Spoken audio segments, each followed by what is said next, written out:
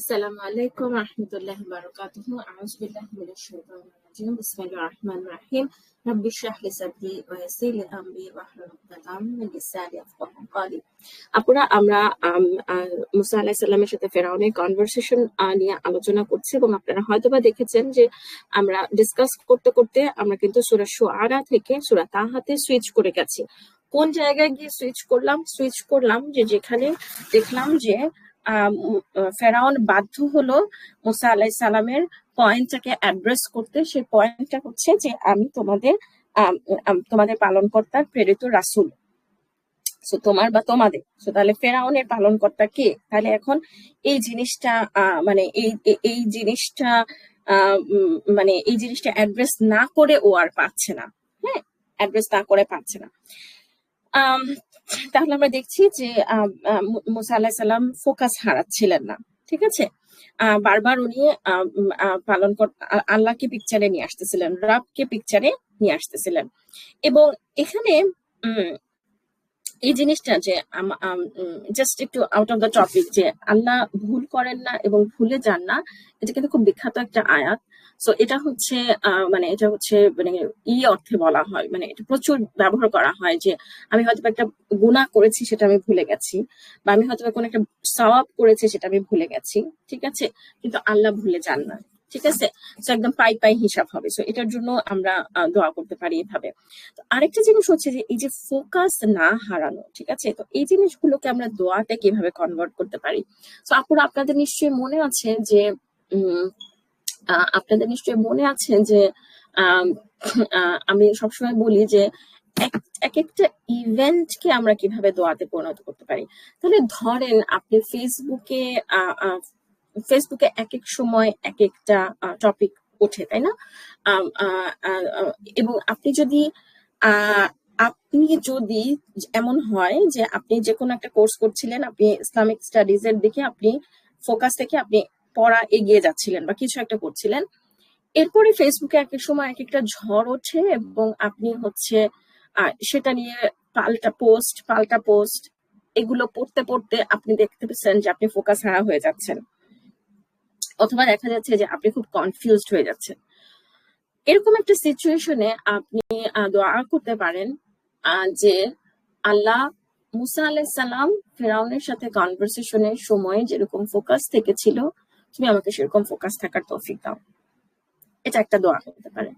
আরেকটা দোয়া হতে পারে যে ধরেন আপনি নিজে দাওয়াতি কাজ করছেন, ঠিক আছে, ধরেন আমার কথা যদি বলেন যে আমি ধরেন এই যে যখন সেতু বন্ধনের গল্প ওয়েবিনার সিরিজটা শুরু করেছি, অথবা আপনাদের নিউ মুসলিমা সার্ভাইভাল গাইডে আমি যখন মানে দুনিয়াবী শিক্ষাকে ইবাদতে পরিণত করা এই টপিকটা নিয়ে কথা বলি, সো আমি দেখা যায় যে অনেক ধরনের ব্যাকল্যাশ খাই। একটা হচ্ছে দিনী ফেমিনিস্ট, একটা খুবই ফেভারিট ট্যাগ, এরপরে হচ্ছে মেয়েদেরকে এই করছি সেই করছি, এই টাইপের। হ্যাঁ, তো তখন আমার কাছে মনে হয় যে আমি তখন এইভাবে দোয়া করি যে আল্লাহ, আমি যেন ফোকাস থাকতে পারি, because I know that why I'm doing something, why I'm promoting something, and মানে why I should do something. ঠিক আছে, সো সেতু বন্ধনের গল্প ওয়েবিনার সিরিজটা আমি কেন শুরু করেছি আমি ক্লিয়ার সে ব্যাপারে। আমি যখন মেয়েদেরকে বলি যে আসেন আমরা সো কল্ড যেটাকে দুনিয়াবী শিক্ষা বানিয়ে ফেলেছি, আসেন সেটাকে ইবাদতে পরিণত করার চেষ্টা করি, I know what I am saying and why I am saying.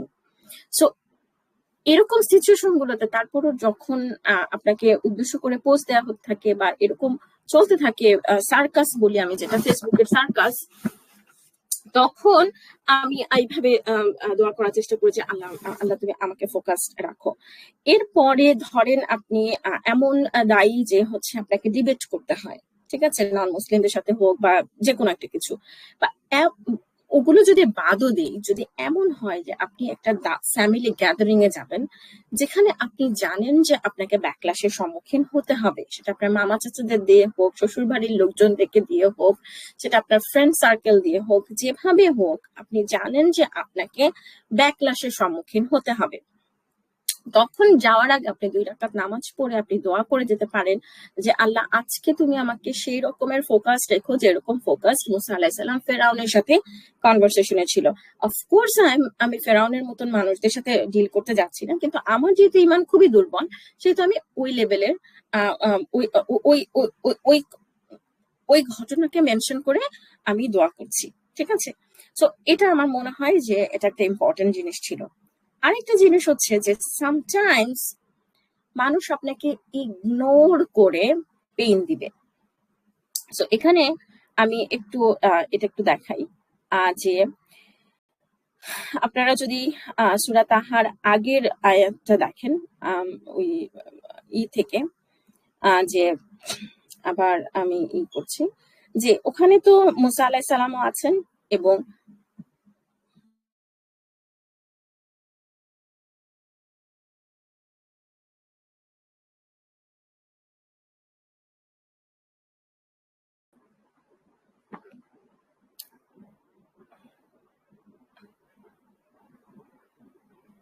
আচ্ছা, আমি সরি আপুরা, আমার একটু ভিডিও অন হয়ে গিয়েছিল, সেটা আমি খুব কনফিউজড হয়ে গিয়েছিলাম। সো একটু বিরতি নিয়েছিলাম। So sorry for the mishap. আমি এটার ভিডিও আর শেয়ার করবো না, শুধু অডিও শেয়ার করবো ইনশাআল্লাহ। আচ্ছা, তো যেটা বলছিলাম যে আপনার এখানে মানুষ আরেকভাবে মানুষ আপনাকে অপমান করতে পারে, সেটা হচ্ছে ইগনোর করে, ঠিক আছে? সো আমরা যদি একটু 49 নাম্বার আয়াতটা দেখি সূরা তাহার, তাহলে দেখবো যে ফেরাউন বলতেছে, তবে হে মূসা তোমাদের পালন কর্তা কে? মানে হচ্ছে যে সে হারুন আলাইহিস সালামকে কিন্তু ডাকতেছে না। সো হারুন আলাইহিস সালাম এই যে বনি ইসরাইলের হ্যাঁ, বনি ইসরাইলের মেম্বার, মানে সে হচ্ছে মানে যেহেতু তাকে দাস হিসেবে ট্রিট করে, সেহেতু সে মানে করতেছে না। তখন কিন্তু হারুন আলাইহিস সালাম কিন্তু মানে হারুন আলাইহিস সালামও পেশেন্স লুজ করতেছেন না, আবার মুসা আলাইহিস সালাম মানে মানে মানে মুসা আলাইহিস সালামও এট দ্যাট টাইম সে এই যে হারুন আলাইহিস সালামকে যে ইগনোর করা হইতেছে, এই জিনিসটাকে মুসা আলাইহিস সালাম আবার ইগনোর করতেছে। বিকজ মানে ইটস নট দ্যাট মানে তুমি আমার ভাইকে কেন বার্তা দিচ্ছ না, অথবা নট আমার মানে মানে মুদ্রা কথা হচ্ছে যে ওনাকে যে নেগলেক্ট করা হচ্ছে সেটা নিয়ে উনি কোনো হিউক্রিউ তৈরি করতেছে না। এটাও আমাদের জন্য একটা লেসন, যে এটাও আমরা শিখতে পারি যে আমাদেরকে মাথা ঠান্ডা রাখা। মুদ্রা কথা হচ্ছে মাথা ঠান্ডা রাখা। আচ্ছা আচ্ছা, তো এখন আমরা যেটাতে একটু যে পয়েন্টটা একটু বলতে চাই সেটা হচ্ছে যে আরেকটা যেটা যে জাতীয় যে সেন্সিটিভ, সরি আমার এই পর্বটা একটু এলোমেলো হচ্ছে, জাতীয় যে সেন্সিটিভ পর্বগুলো থাকে সেটার উদাহরণ কি? সেটা উদাহরণ হতে পারে যে তুমি জঙ্গিবাদ নিয়ে কি মনে করো, অথবা তুমি একটা মুসলিমকে বলা হলো যে তুমি আফগানিস্তান নিয়ে তুমি কি মনে করো, আফগান তালেবানরা যে এই করতেছে সেই করতেছে, অথবা বলা হলো যে 71-এ জামাত যা করেছে, ঠিক আছে, বা পাকিস্তানকে সাপোর্ট করছে, অল দোজ থিংস। মানে আমাদেরকে বুঝতে হবে যে কোন জায়গাটা আমরা রেসপন্ড করব, কোন জায়গাটা আমরা রেসপন্ড করব না। সামটাইমস উই নিড টু মানে একটা সিচুয়েশনে উই নিড টু এড়িয়ে যাওয়া কোন একটা জিনিস, ঠিক আছে, এড়িয়ে গিয়ে মোর ইম্পর্টেন্ট জিনিসে ফোকাস করা, ঠিক আছে? আজকের পর্বটা এইটুকুই আপুরা। এরপরে আমি অডিয়েন্স বুঝে রেসপন্ড করা এই এই এই টপিকটা একটু হাইলাইট করব এবং হাইলাইট করব এবং এবং একটু সুইচ করে ইব্রাহিম আলাইহিস সালামের সাথে কনভারসেশনেও একটু যাব। জাযাকুমুল্লাহু খাইরান শোনার জন্য। সালামু আলাইকুম ওয়া রাহমাতুল্লাহি ওয়া বারাকাতুহু।